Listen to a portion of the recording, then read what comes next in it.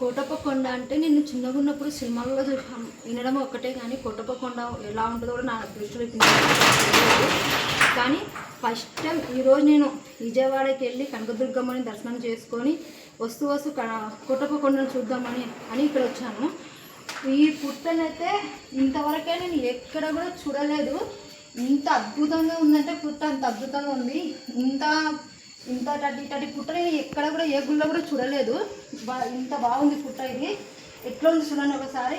ఇదే కాదండి, అవతల వెనకాల కూడా చాలా హిగ్రాలు, నాగమ్మ హిగ్రాలు, పాముల హిగ్రాలే మస్తు చాలా ఉన్నవి.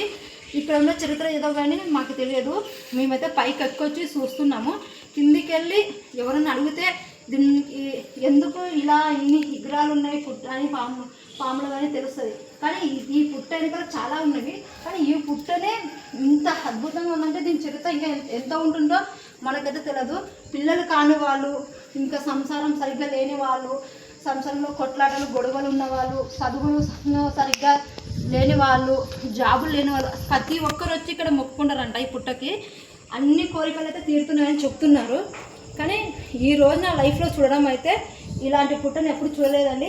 ఈరోజు నేను చాలా హ్యాపీగా అయ్యాను. ఈ పుట్టను చూసి చాలా సంతోషం ఉంది. నాకు ఇలాంటి దర్శనం దొరుకుతుంది అనుకోలేదు నేను. ఈరోజు నేను నాగమ్మ తల్లిని మొక్కుతున్నాను కాబట్టి తల్లి నన్ను కూడా చల్లగా దీవించమని మొక్కుతున్నాయి తల్లిని. చాలా సంతోషం ఉందండి నాకు.